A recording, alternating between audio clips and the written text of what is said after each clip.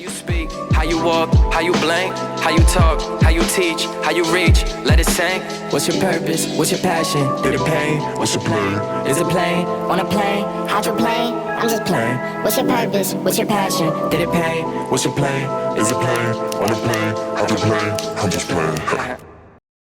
What's up, y'all? Welcome back to my channel. If you've seen my travel vlogs, and definitely if you've seen my last video on my honest review of Carnival Liberty in comparison to Carnival Breeze, then you definitely want to stick around and watch this video for all of my tips on being a new Carnival cruiser. But before we go even further, of course, I need you to subscribe and make sure you like this video and share, especially if you have a cruise coming up or you're planning to dive into the cruise life. No, for real, you might want to grab a pen, paper, something, because I'm going to give you as much info as I can to help you prepare for your new cruise. I feel like when cruising with Carnival, there's just certain things that you need to know, but there's also some just general things with cruising in general that I think would be helpful. So first things first, booking your cruise. My advice, please take it. Make sure you book your cruise at least 6 months to a year in advance prior to your sailing date. If you ballin', please disregard this and do what you please, but at least for financial reasons, you definitely want to make sure you book in advance.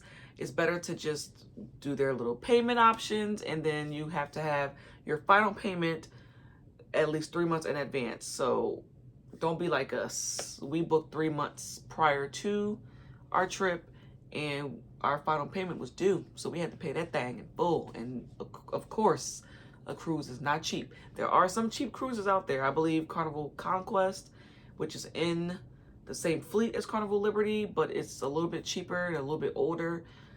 However, don't even do that to yourself. Go ahead and just book and plan at least a year in advance so you can do all the fun things you want to do and have all the fun to do so without having to worry about it. So once you are booked either through Carnival or like we did, we booked through a travel advisor, which was really helpful. She stuck with us. She even checked in on us, I think maybe the last week before we went. I mean, we didn't really need her too much, you know, for questions and all that, because I just did my own research, but she definitely was always available and helpful when need be. So I would definitely advise, especially if it's your first time cruising or vacationing at all, because hey, not everybody vacationed, you know, as a kid or growing up or anything like that, and you finally get into your travel life as you get older. I would definitely recommend using a travel advisor. So after booking, you definitely want to make sure you have all your travel documents that are necessary for cruising, especially if you need a passport. That's going to take some time. It may or may not. Mine came, honestly, I think in like a month, maybe 4 weeks, if that, for my passport to come in, because I did not have a passport before this vacation, although I have cruised before. But you do not need a passport when cruising. However, it is a good idea for many reasons, and I'm going to break that down to you right here, right now. One of the reasons I say you should have a passport, one of the main reasons, is because during your sailing, you're having a good time. You're on an island, man, you know, no matter where you are. Sometimes the ship time may be different from the island time. And one other thing I'm going to talk about is booking your excursions. But if you do book your excursion through third party, or you wait till you get to the island and you just pick and choose whatever you want to do, and it's not through Carnival, and you're late back to that ship, see ya. They're leaving you, that's for sure. They're not waiting for you. Period. That's it. Bye-bye. Finito. You're done.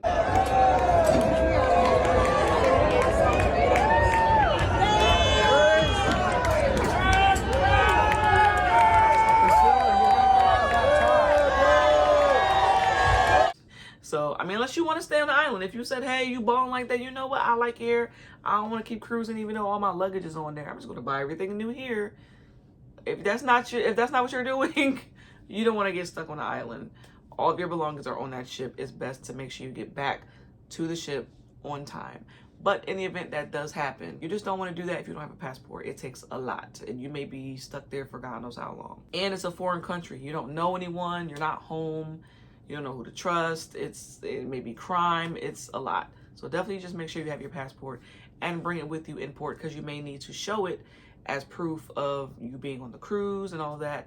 Even though you will have your sign and sail card with you, which I'll speak about, but you still need a form of identification when coming to certain ports. So why not just go ahead and apply for your passport book and get that done and over with, so you can enjoy your vacation and not have to worry about that. Okay, so the next things you want to do to prepare is, you know, start getting some things. You're getting closer to your trip and you want to pack, or if you want to just start gathering things that you need to pack.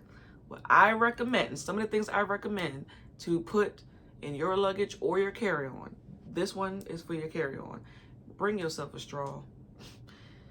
Bring yourself a straw. If you're not the person that wants to sit and have your drinks being slurped through a candy straw, me, I ain't gonna lie, I was tearing them things up. I was sitting there sipping my drink and I had the candy straw, and as I'm getting lower, for some reason, it's like the more you drink the drink, I wanted to just touch down on that candy straw. So have your opinions, have your judgments, hold it from the comments. I understand. But I'm telling you, if you don't want that life, if you don't want to be biting on candy straws, because that's all they have, bring your own tumbler and a straw. It's probably best to just have a tumbler and then have the straw that comes with it and use that.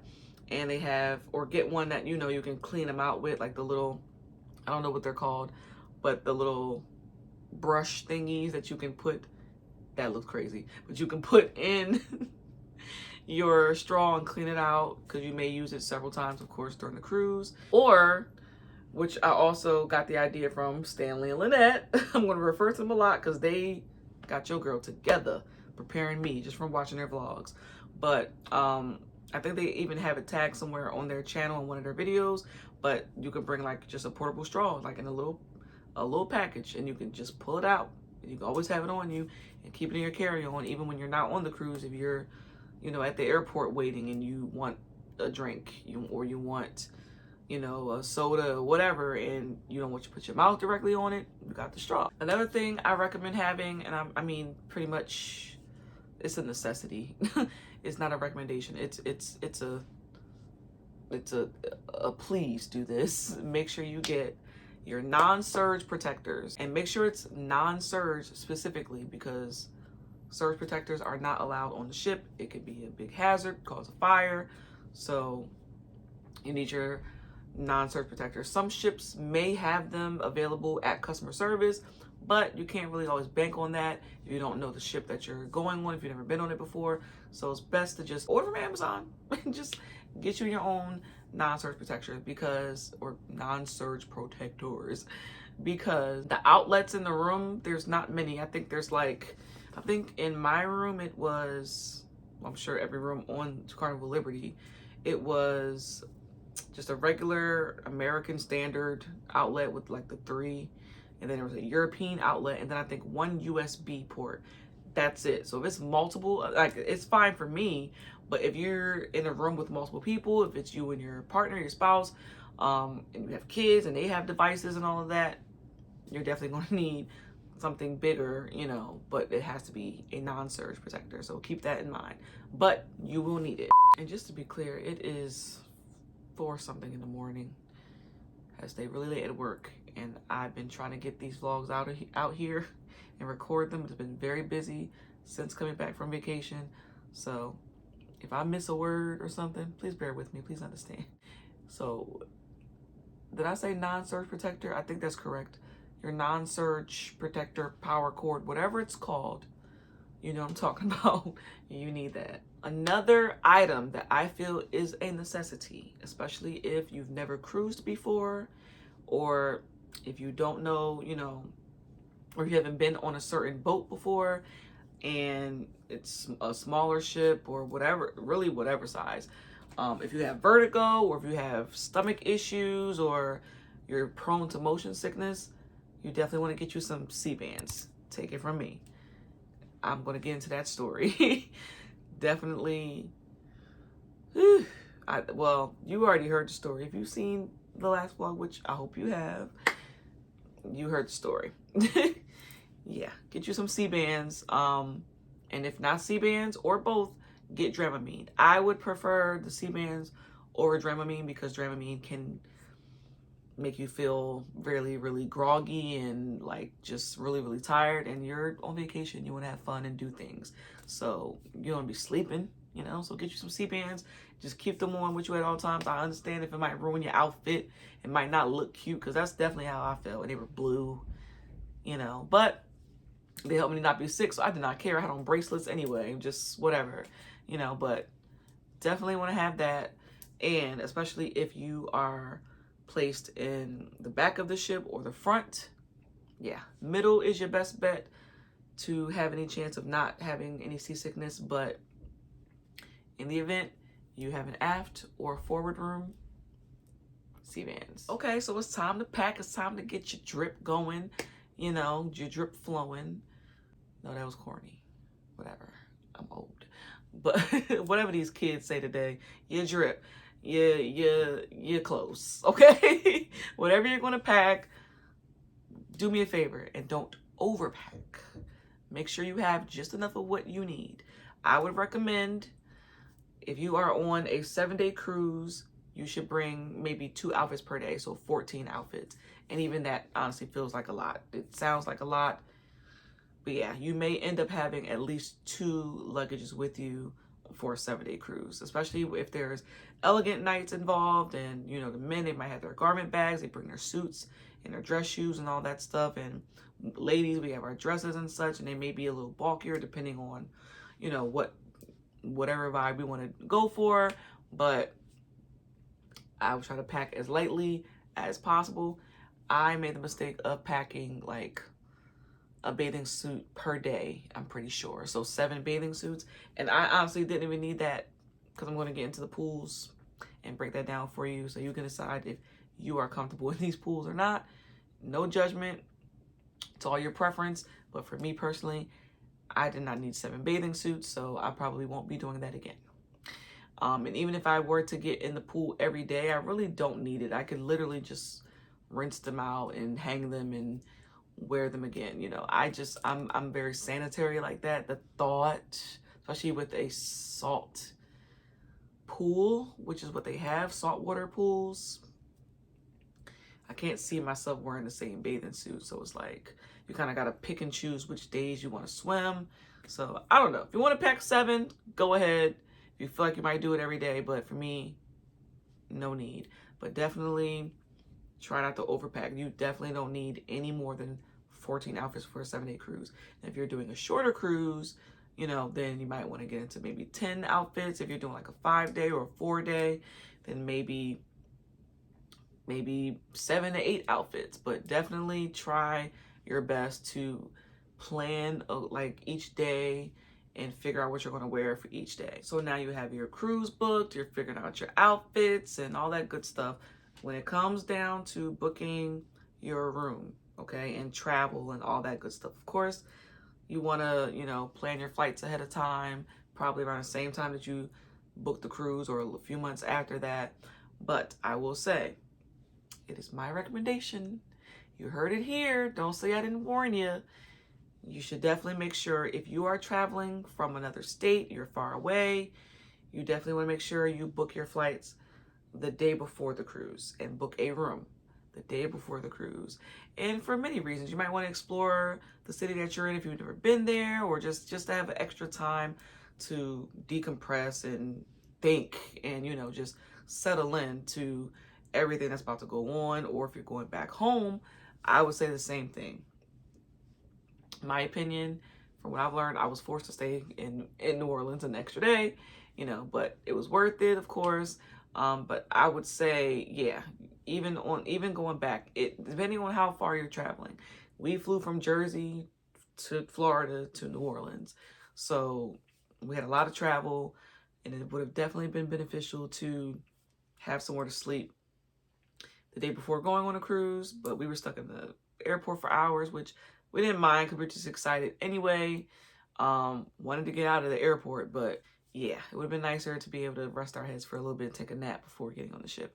But beyond that, you just never know if flights are delayed. Anything could literally happen. Any emergency could come up, and you want to make sure you pack in space and time to like for your traveling and for all those extra things that could happen. Pack in time for that before your cruise, just in case, so you don't miss your cruise, because that's one thing you do not want to fly in the day of. We were kind of cutting it close. We did fly out the night before. We left around 8 p.m. and got to Florida at almost 11 p.m. So we were in the airport for at least like 4 or 5 hours before we flew to New Orleans. And then once we got to New Orleans around 5:30 in the morning, 6 o'clock in the morning, something like that. Yeah, we were there for hours, but at least we had those extra hours. You know what I mean? It would have been better to already be there the night before, but at least we had, just in case there was some weather issues, delays with the flights, we had those extra hours to make sure that we still can board and not miss our cruise, and would have wasted all of our money if we didn't do it how we did it. But be even smarter than us and book that room and book that flight the day before. Another tip for you guys when it is time to finally pack for your vacation is to make sure you have all of your essentials in your carry-on. And depending on which airline you go on, because that's a whole other thing. We took Spirit. That was my first time flying with Spirit. And, you know, all the extra fees and such when it comes to your carry-ons and your personal items and all that. However you want to do it, depending on your finances. But just make sure you have your essentials with you. I would say at least pack an outfit or two, just in case something happens with your luggage. I bought air tags. I want to know where my luggage was. However, Spirit did not allow me to use my air tag and put it on my luggage, because of course that could be an issue with the plane if it's going under the plane because of the lithium battery, which I did not know. But I still say an air tag kind of comes in handy. You can still carry it with you on your person and hope for the best. And then you can use your air tag once you are about to get on the ship, so that when you give it to the porter, which I'll get to, when you give your bag to the porter, then you'll be able to know from your phone where your luggage is on that ship in case they lose it or something happens. So I definitely recommend air tags, but have your essentials. And the straw, take your straw with you on your carry-on, and of course all your travel documentation, your boarding pass, everything that you'll need to print out from your check-in when you do your check-in process on the app, which I definitely recommend that you download. You heard it right here, right now. I don't gotta say nothing else about it. Download that Carnival app. It's going to be your lifeline leading up to the cruise and also while you're on it. It's your itinerary. It's everything you need to know right there in that app. So make sure you download that before you get on your ship. But of course, when packing, like I did show some of the things that I packed. I don't feel like I did an extensive video because I was tired, but I'll say it right here, right now. Some of the things I would say you also need is, of course, your toiletries. You need your toothbrush, your mouthwash, your toothpaste, your soaps, like all of your body care that is travel size, because of course you got to go through TSA. You don't want to get it thrown out. Yeah, travel size items, take all of that with you in your carry-on. All of your bigger, bulkier items, those can go in your luggage, and you'll still have that, hopefully, if your luggage makes it to you. And your luggage tags, you will be printing that out as well. I would recommend making sure that you get those covered up with some type of plastic. I ordered these little like plastic, I don't know what they're called or what they are. Like I said, I'm tired, bear with me. But the little, they're like little, I'll show you. I'm not on this ship anymore, so I don't mind you seeing the information on it, but this is what it looks like. This is your luggage tag for Carnival Liberty. Okay, so I would get one of these. It's literally, you can open it up. Can't open it up right now, it's a little tight, but that's good. It seals very, very, very well. But when you get it, you just take it, you fold it up, and I would tape up your luggage tags and slip it into the little slot, and there's a little hole here, obviously. The ones that I got, they came with like these little metal bands to tie them onto your luggage. So make sure it has something to put on the luggage as well. And it clamped pretty well, so it wasn't getting off. I couldn't even get it off when I came back home. I just sent my luggage back over to my dad's house. That's where I keep my luggages. That's where the space is at. I just gave it over, and I'll let him cut it off for if he want to use the luggage and go somewhere else. Definitely get these, and make sure you put these in your carry-on. Also, it's important to pack what you need and all of your essentials in your carry-on, because once you embark on your cruise, those staterooms will not be opened up until 1:30. So you will not see your room initially when you get on the ship. You will head to the Lido deck where all the food is, where all the fun and entertainment, the main stuff that's going on is going to be right there at the Lido deck, and that's where you'll spend your time until you do get to your room. Now, as far as the porter that I mentioned earlier, that's who you will hand your luggage to. Once you arrive at the port and you have your luggage with you, and you hopefully get it, retrieve it from baggage claim, praying for anyone that is traveling that you receive your luggage. That is the worst feeling in the world. Because it's one thing if you were to travel, bringing your luggage and you're going to an all-inclusive, or you're going to one destination on land, and you can find out where it is. You have your air tag in it, and they'll send it to you. But when you're on a ship, how's it gonna get to you? They're not gonna helicopter it to you.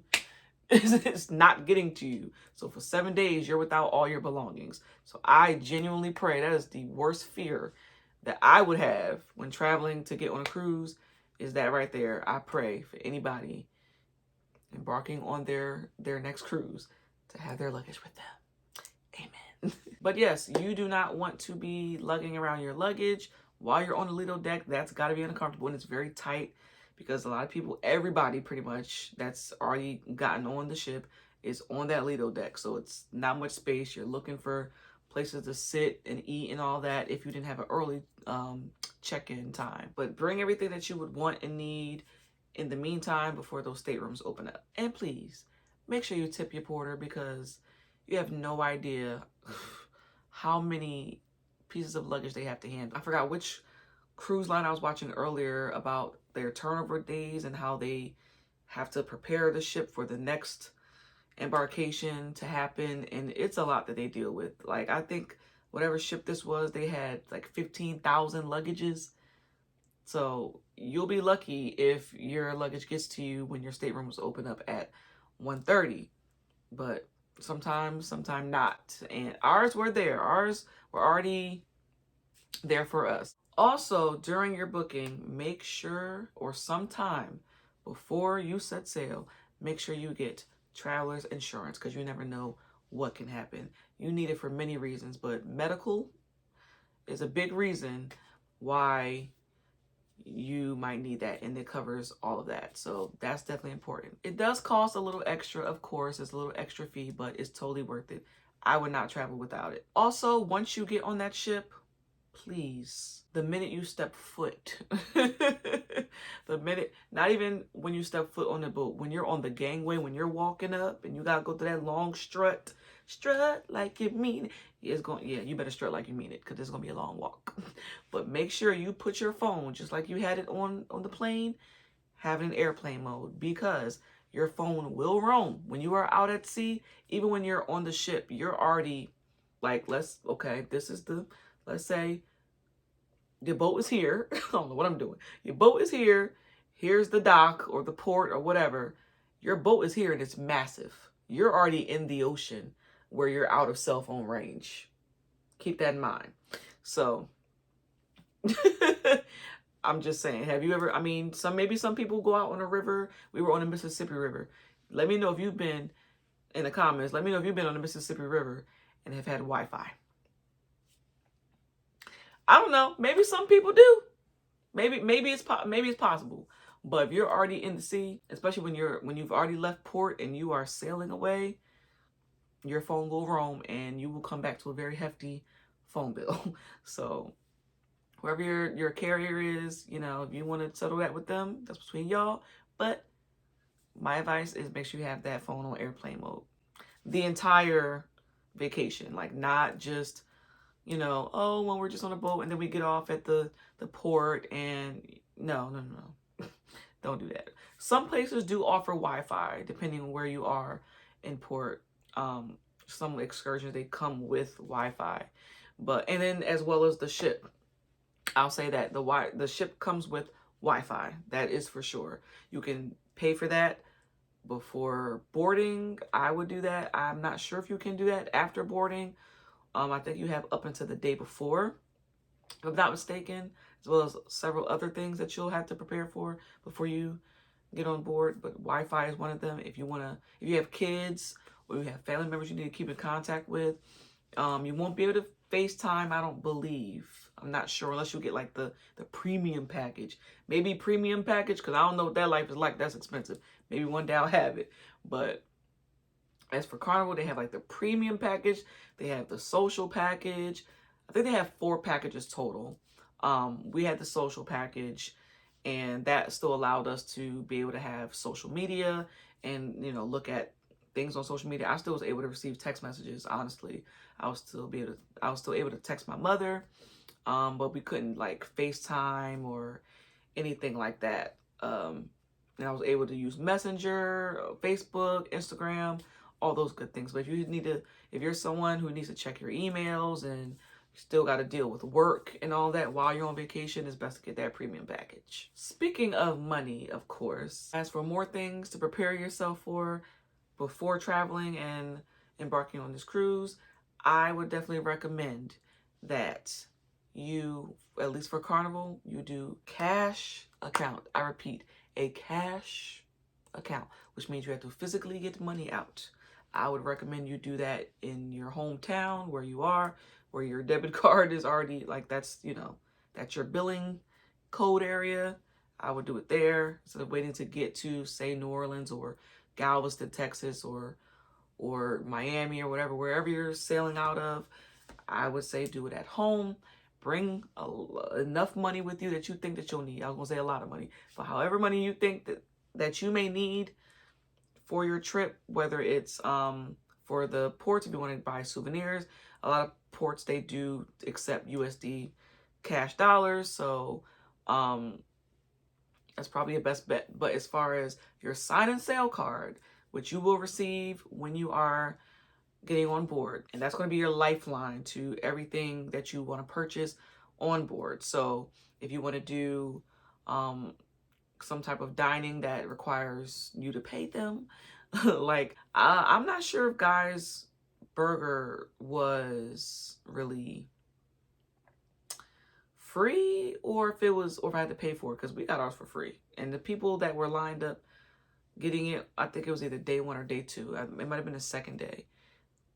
We didn't charge our sign and sail card for that. And I didn't see anyone else do it, like I said. So, but I do know that you have to pay for, of course, like the bars and all your drinks and all of that. And if you want to do that, you want to indulge, you're going to be handing off that card every time that you do. Or even if you go to the gift shop or you want to buy anything on board, you're definitely going to need your sign and sail card. So I would say, yeah, don't connect anything.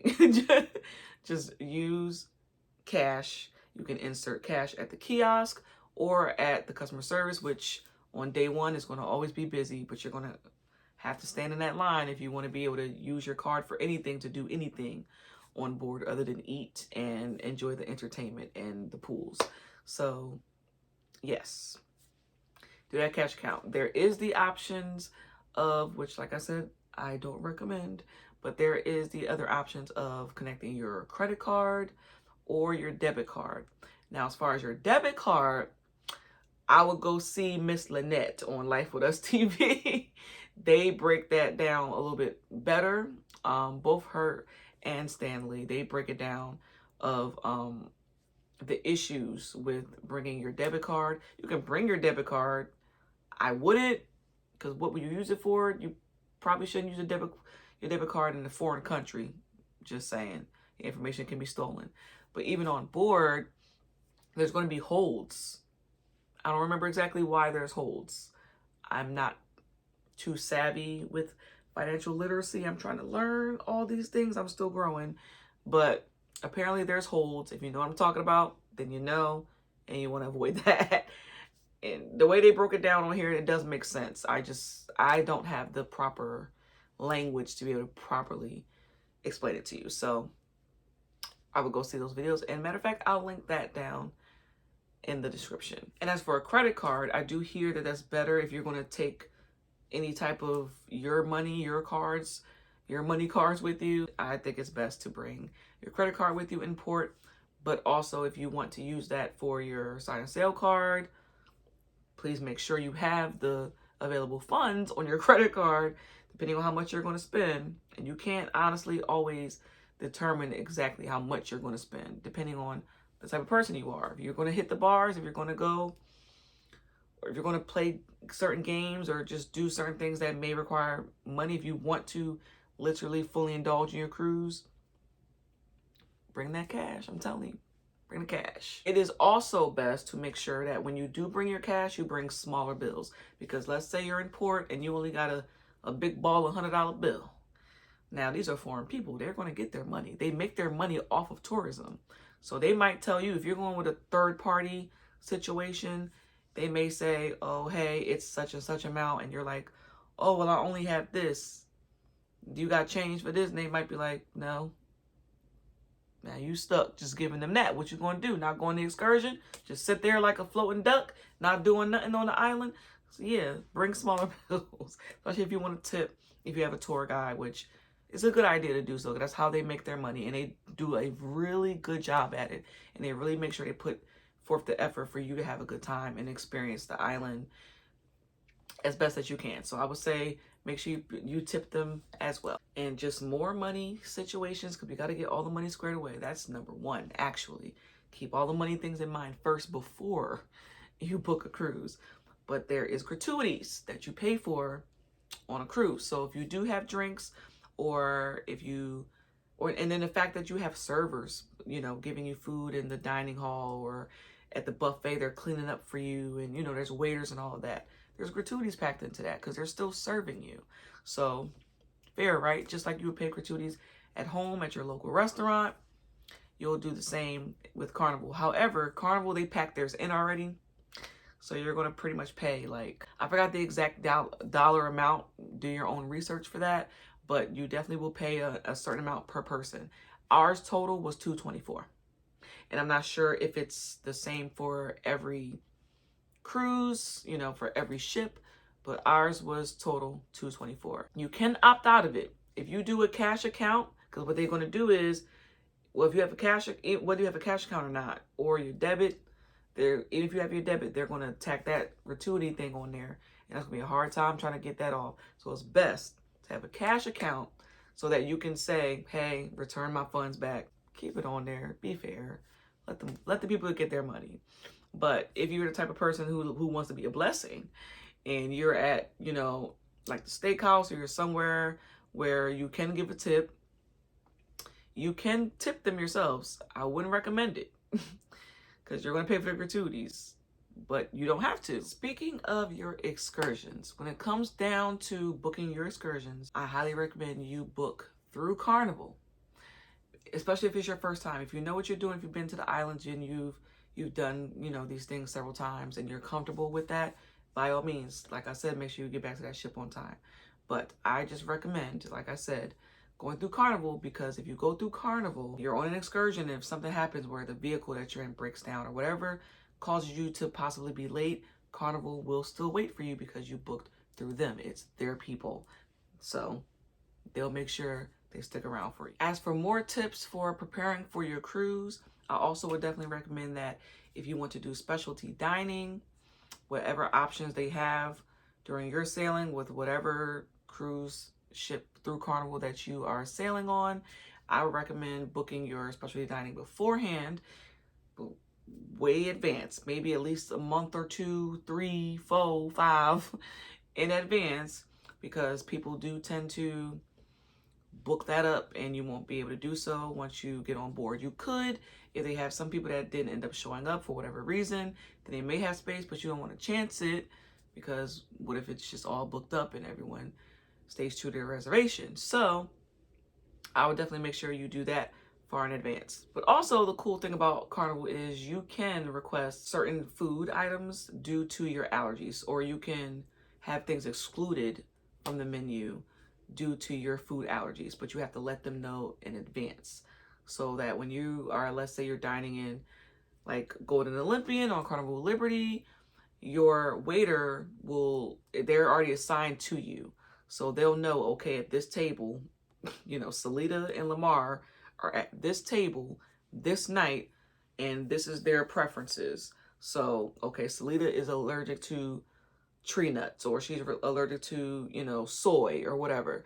They'll already have that in their notes. They'll already have it. They'll know that they don't put no soy in any of your food. So that's a good thing as well. But you have to make sure you do that before your cruise. Now going back to the pools real quick. I feel like I need to touch on that again. Yeah, if I didn't give enough detail before. Yes, they are saltwater pools. So how that works, how I've learned from watching some vlogs. Yeah, it's filtered through the ocean. So they do put it through an extensive system that they have for their water. And, that helps, but it's still filtered water through the ocean. So it's going to be salty. You can't get on your face, your eyes, all of that, or it's going to burn, it's going to be itchy. It's, I don't know about you, but for me, I'm sensitive to that type of stuff. I don't really go to the beach here at home. I live near a beach. I live near Atlantic City, and I just don't go like that. I do sometimes for the experience, especially if it's with friends, but if it's my preference, I'll go to my father's pool. I do not have a pool in my complex, but I got a daddy with a pool. So I will go to my dad's or my mom. My mom has a pool in her complex. So I will go to my mom's house and get in her pool. Yeah, these are salt water, so just keep them in mind. They are filtered through the ocean. They use the water from the ocean. They put it through their system, and they have to refilter this every single night. So if that helps you to feel better, great. But still, it is salt water, so just keep that in mind. And the final thing I want to give a tip on, the ship breakdown, which I'll show a little map. I'll try my best to show a little map somewhere on the screen. But remember, when you're booking, if you have any type of stomach issues, you want to book in mid-ship. That is your best bet to lessen the chances of getting seasick. I would still pack Sea-Bands, but if you book early enough, 6 months or at least a year in advance, you will be able to have the option of picking your room and picking in the middle. Let's break down the ship. Okay, so the middle of the ship, that's mid-ship. And then if you are in the back, that is the aft, because I had to learn proper ship etiquette too, so I'm trying to show you, trying to teach you a little sham. So if you don't know already. But the back of the ship is the aft. The front of the ship is the forward. The right side is the starboard. The left side is port side. So that's where my room was located. I was in the aft and I was on port side. So I was on the left side of the ship and in the back of the ship. I don't think left or right has anything to do or plays a part with how your body may respond to the motion sickness, but being in the forward or the aft absolutely will make a major difference. So try to book in the middle of the ship. All right, guys, that's all I have for now. I look forward to sharing more of my cruise experiences with you in the future. Hopefully only a year away. We will see. Pray with your girl. It's gonna happen. It's gonna happen. But in the meantime, I thank you guys so much for watching my vlogs and my travel series. I hope you enjoyed. Please comment below too if you do want to see more content like this. Make sure you comment below. But again, make sure you subscribe, like this video, and share as well. Love you guys. See you in the next vlogs. Matter of fact, this is my last vlog of the year. I might post a little something extra after this, but if not, I'll see you guys in the new year. Bye.